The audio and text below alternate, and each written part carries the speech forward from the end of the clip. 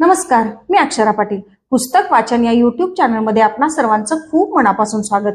मित्रांनो, शिवाजी सावंत लिखित मृत्युंजय या कादंबरीचं आपण वाचन करीत आहोत. तत्पूर्वी चॅनलवर जर आपण पहिल्यांदाच असाल तर चॅनलला सबस्क्राईब करा. त्याचबरोबर व्हिडिओ आपल्या मित्रमैत्रिणींना, नातेवाईकांना शेअर करून व्हिडिओ कसा वाटला ते कमेंट बॉक्समध्ये जरूर सांगा. मृत्युंजय वृषाली 9. सुप्रियेच्या विवाहानंतर मात्र मला अंगराजांना बोलायला एक छान कारण सापडलं होतं. माझं आपलं एक टुमणं त्यांच्या पाठीशी नित्याचं लागून राहिलेलं असे. केवळ स्त्रियाच आपल्यापुरतं पाहतात असं नाही, तर पुरुषही तसेच असतात असं मी म्हटलं की ते आश्चर्यानं विचारित, कोणत्या कारणावरून तू मला असं म्हणत आहेस? म्हणू नको तर काय करू? आपण मात्र 2-2 विवाह करायचे आणि आपला छोटा बंधू वयात आला असूनही त्याच्याकडे लक्ष द्यायचं नाही. याला काय म्हणावयाचं माणसानं? वृषाली, तुझ्या समाधानासाठी तरी मला आता शोणाचं लग्न लवकर केलं पाहिजे. नाहीतर काय? नाहीतर माझ्यावर सूड म्हणून तू स्वतः पुढाकार घेऊन एकाच वेळी त्याची 3 लग्न लावून मोकळी होशील आणि तीही मिळतील त्या मुलींशी. आपल्यावर कसला सूड? आपल्यावर सूड घ्यायचा म्हणजे मी माझ्या स्वतःवरच सूड उगवण्यासारखं नाही काय? ते त्यावर काहीच बोलत नसत. मात्र आपल्या भावाचा विवाह लवकरात लवकर केला नाही तर मी या ना त्या प्रसंगी त्यांना सारखी छेडीत राहणार हे त्यांनी ओळखलं होतं. वृषाली 10. युवराज दुर्योधनाच्या विवाहानंतर ते आता लवकरच हस्तिनापूरचे अभिषिक्त राजे होणार अशी जागोजागी चर्चा सुरू झाली. सेनापती म्हणून ते अंगराजांची नियुक्ती करतील असंही सर्वजण बोलत होते. महाराज धृतराष्ट्र फारच वृद्ध झाले होते. त्यांनी कुरूंचं राज्य इतकी वर्ष नीट सांभाळलं होतं हेच काय कमी नव्हतं. तरीही नगरातील वृद्ध लोक नेहमीच महाराज पांडूंची आठवण काढून म्हणत असत की महाराज पांडूंनी दिग्विजय करून हस्तिनापूर राज्याची कीर्ती वाढविली आणि त्यांचे कमलपुष्पांसारखे 5 पुत्र मातेसह अग्नीच्या भक्षस्थानी पडले. कुणी म्हणत ते जिवंत आहेत. असतील तर त्यांना हस्तिनापुरात परत आणलं पाहिजे. मला नगरातील लोकांच्या या चर्चा कधी शोण भाऊजींकडून, कधी सत्यसेन दादाकडून, कधी प्रभंजनाकडून तर कधी मुनालकडून समजत असत. पांडवांच्या स्मृती आवडीनं आणि श्रद्धेनं जपणारे अनेक नगरजन हस्तिनापुरात होते. मलाही प्रसंगवशात राजमाता कुंती देवींची प्रकर्षानं आठवण होई. त्यांच्या स्मृतीबरोबरच त्या 5 एकसंग फिरणाऱ्या भावाभावांची आठवण होई. ते या जगातून नाहीसे झालेत हे मला कधी सत्य असं वाटलंच नव्हतं. काळाच्या ओघात काल वाटत असणारं सत्य आज असत्य ठरलेलं असतं. शेवटी तसंच घडलं होतं. अदृश्य झालेले पांडव पांचालींच्या स्वयंवरात एकदम प्रकट झाले होते. स्वयंवरानंतर लगेच ते मथुरेला गेले होते. श्रीकृष्ण हा त्यांचा आतेभाऊ. सर्व नगरजनांना वाटलं की ते आता मथुरेतच वास्तव्य करतील, कारण सर्वांना माहीत होतं की युवराज दुर्योधनाचं आणि त्यांचं कधी पटणारच नाही. पण मला मात्र नेहमी वाटे की त्या 5 भावांनी एकदा तरी हस्तिनापुराला यावं. त्यांच्यातील राजपुत्र नकुल तर मला अगदी अंगराजांची दुसरी प्रतिमाच वाटे. केवळ त्यांना कवच कुंडलच कमी होती आणि अंगराजांसारखे हिरण्यवर्णी कुरल केश नव्हते. त्या 5 भावांना एकदा तरी पाहावं अशी माझ्या मनात तीव्र इच्छा होती.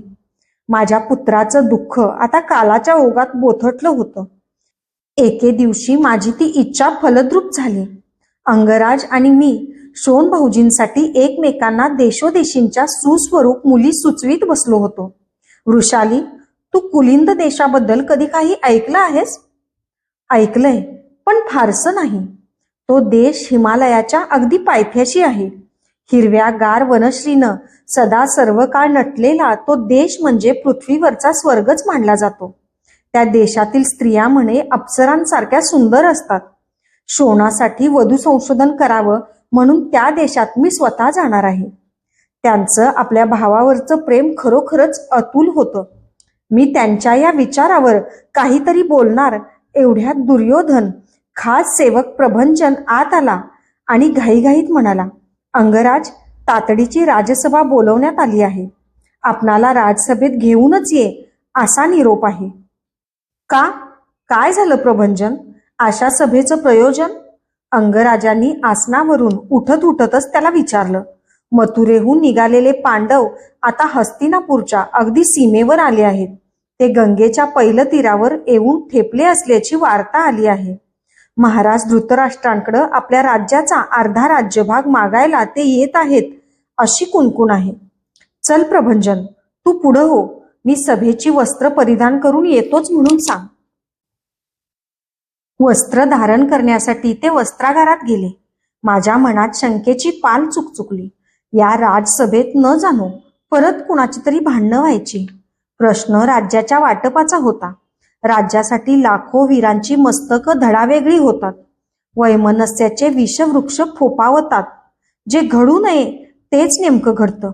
जगासाठी संपत्ती, राज्य, कीर्ती ही बहुमोल असतील, पण स्त्रीसाठी तिचा प्रिय पती एवढाच अमोल ठेवा असतो. पतिहृदय हेच तिचं सिंहासन असतं. ते वस्त्र बदलून येताच मी सामोरी गेले. त्यांना आज काहीतरी सांगणं अत्यावश्यक होतं असं माझं मन मला सांगत होतं. वृषाली, मी राजसभेहून येतो. मस्तकावर सुवर्ण किरीट धारण करीत ते मंद हसत म्हणाले. थांबावं, मी आपल्याकडं आजपर्यंत काहीच मागितलं नाही, पण आज मन सुचवत आहे काहीतरी माग. ही वेळ नव्हे ते मागण्याची. मी कुरूंच्या राज्याचा एक योद्धा आहे. तू एका योद्ध्याची पत्नी आहेस. हीच वेळ आहे मागण्याची. वृषाली, कोणतीही शक्ती यावेळी राजसभेत जाण्यापासून मला परावृत्त करू शकणार नाही. तू सुद्धा नाहीस. मी आपणाला जाण्यापासून परावृत्त करणार नाही. आपण राजसभेत अवश्य जावं, पण मला एक वचन देऊन जावं. कोणतं वचन? पांडवांच्या राज्यवाटपात आपण काहीच बोलू नये असं मला वाटतं. ते कसं शक्य आहे? दुर्योधनाच्या कल्पनेला पाठिंबा देणं हे कर्णाचं जीवित कार्य आहे. आज तू कुणामुळं या सोमवंशाच्या वाड्यात मानानं अंगराज्ञी म्हणून मिरवते आहेस ते तुला माहीत नाही काय? मला त्याची पूर्ण जाणीव आहे. पण पांडव हे महाराज पांडूंचेच पुत्र आहेत असं माझं मन मला निक्षून सांगते. राजमाता कुंती देवींकडे पाहिल्यावर आपणालाही तसंच वाटेल. राजमातेचं नाव कानावर पडताच ते एकदम उगाच गंभीर झाले. आपल्या खांद्यावरून घसरणारं उत्तरीय सावरीत ते काही काळ स्तब्धच झाले. शांततेचा भंग करीत मीच म्हणाले, आपण कौरव पांडवांच्या राज्यवाटपात कुणाचाही पक्ष उचलू नये, कारण कदाचित त्याला अखंड वैराचं स्वरूप येईल.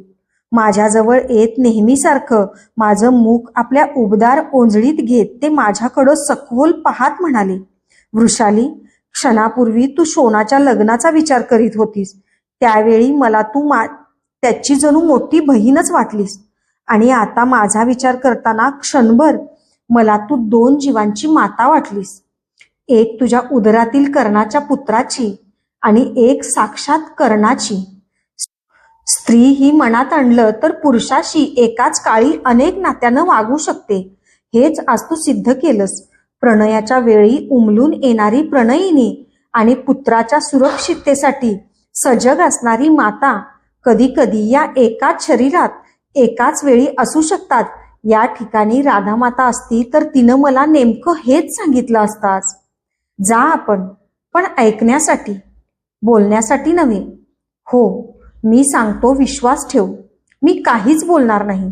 नकळत त्यांनी वचन देऊन टाकलं. ते राजसभेसाठी निघून गेले. मी निशंक झाले. पांडव नगरात येत असल्याची सूचक वाद्य वाजत होती. मी गवाक्षात उभी राहिले. मला राजमाता कुंती देवींना एकदा पाहायचं होतं. अर्ध्या एक घटकेतच पांडव, राजमाता कुंती देवी आणि द्रौपदी बऱ्याच जनसमुदायासमवेत राजवाड्यासमोर आले. त्यांच्या समवेत महामंत्री विदुर होते. त्यांना एक साधा रथही पाठवण्यात आला नव्हता याचं मला वाईट वाटलं. मी गवाक्षातून राजवाड्याच्या महाद्वारातील सर्वांच्या हालचाली पाहत होते. पितामह भीष्म आणि महामंत्री विदुर यांनी पांडवांना कडकडून आलिंगन दिलं. पण महाराज धृतराष्ट्रांच्या आलिंगनात ती आर्तता नव्हती. युवराज दुर्योधन भीमाकडे पाहत होते, पण पाठीवर एका वृद्ध स्त्रीला घेतल्यामुळं भीमाची मान खाली होती. पांडुपुत्र अर्जुन अंगराजांच्या कुंडलांकडं आणि युधिष्ठिर पायाकडं एकटक पाहत होते. राजमाता कुंती देवी, अंगराज एकमेकांना इतके का निरखित होते कोण जाणे.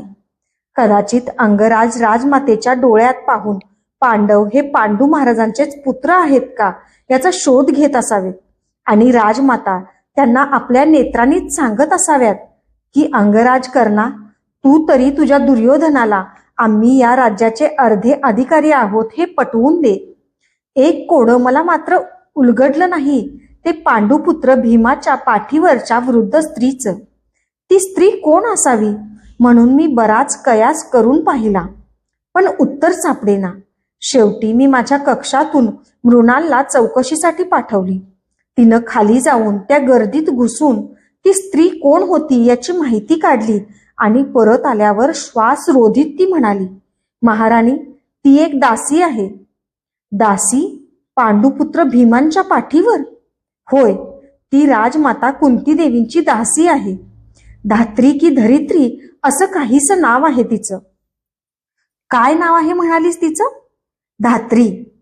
त्या नावातील ध आणि त्र या कठोर अक्षरांनी असो वा अन्य कोणत्याही कारणामुळे असो, मला त्या दासीचं नाव मुळीच आवडलं नाही. मी वरून पाहिलं.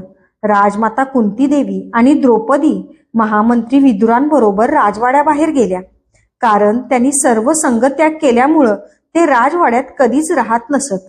कुरूंचे महामंत्री असूनही ते एका प्रशस्त पर्णकुटीत राहत, म्हणूनच तर त्यांना नगरजन महात्मा विदुर म्हणत. कुंतीदेवी नगराबाहेरील त्यांच्या पर्णकुटीतच राहणार होत्या.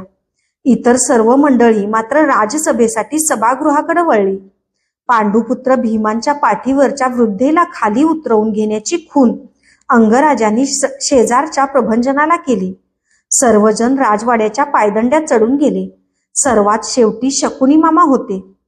ते युवराज दुर्योधनांच्या कानाशी तोंड नेऊन काहीतरी बोलले. काय बोलले ते इतर कुणालाच कळणं शक्यही नव्हतं.